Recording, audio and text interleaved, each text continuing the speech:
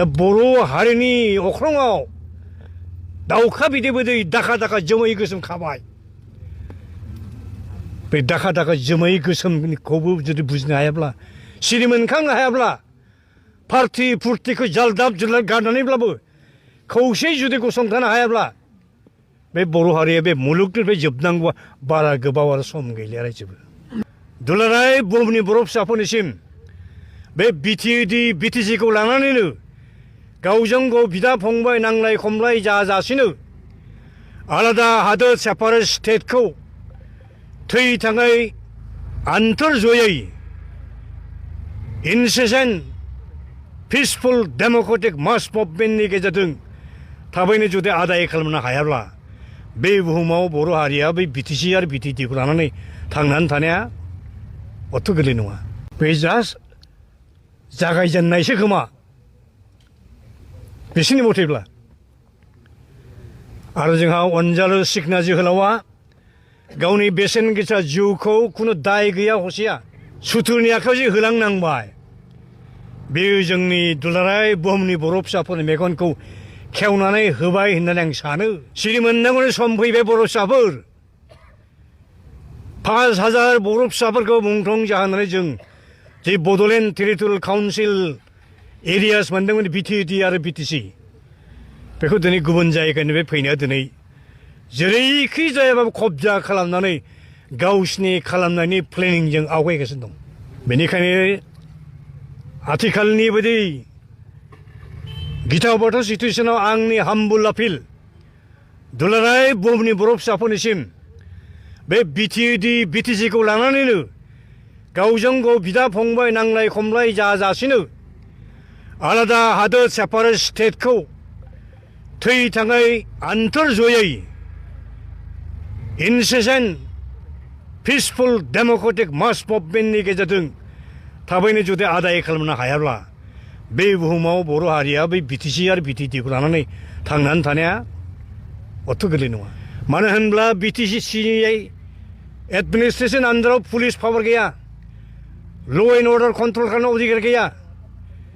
दिनै आसाम गभर्नमेन्टआ ल' एन्ड अर्डारखौ कन्ट्रल खालामो।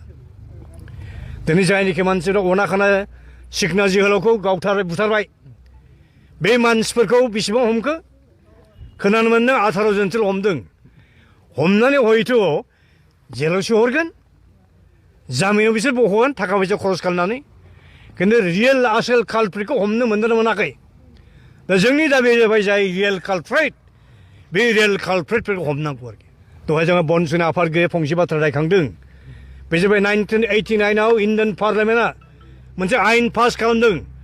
बे जाबाय ट्राइबेल आरो सिडुल कास्टफोरनि सायाव एट्रसिटि जुदि जायोब्ला, बे एट्रसिटि एक्टनि आन्दाराव जायफ्रा ट्राइबेल मानसिफोरखौ आक्रमण खालामदों, बुथारदों, बिसोरनि हा हु सेदों, बे मानसिफोरखौ गोख्रैनो डिसिआ डिस्ट्रिक्ट मेजिस्ट्रेटआ दा डिस्ट्रिक्ट कमिशनारा एक्सन लानो हायो, एक्सन लानांगौ।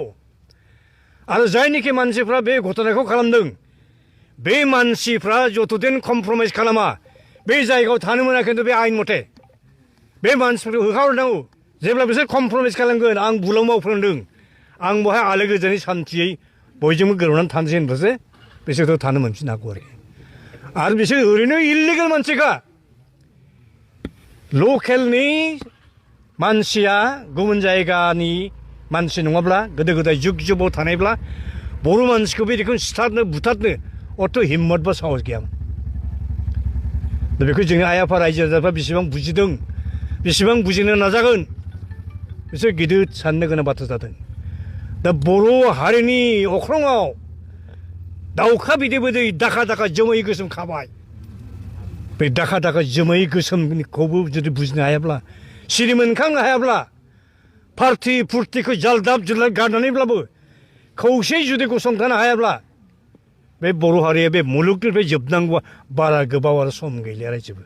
बिराद दुखुनि बाथ्रा। बारा गोलाव बाथ्रा बुंला। जायखिजाया जायफोर कालप्रिट, जायफोरा बुथारदों बै माबाखौ आरोखि अनजालु जोहोलावखौ फासि होनायसिम सहैहोनांगौ। दा बेखौ एसे हल बर' हारियाव जेसेबां आफादफोर दं रायजोफोर दं जों गोख्रों दाबि खालामनांगौ आरो आं मोनसे आपिल खालामनो लुबैदों दहायसो सिगाङाव बुंदों आङो दिनै आङो दिल्लीयाव थाग्रा इन्टारनेसनेल लेभेलाव हिउमेन राइट्सनि खामानि मावग्रा सासे जोंनि मानसि दं बिसोरा बिथाङाबा जोंनि ट्राइबेल दा बिथाङा आंखौ बुंहरदों आं ओरैनो खोनादों सरासनस्रा नुदों ससियेल मिडियायाव बायदि घटना जानाय डिटेलखौ आं मिथिया नोंथांमोना डिटेल रिपर्ट कालेक्सन खालामनानै प्रिपेयार खालामनानै आंनो हर आं जा हायो आं नाजागोन होननानै बिथाङा बुंदों आरोखि खुनु दिन फासयनायनि खोथा थानो नाङा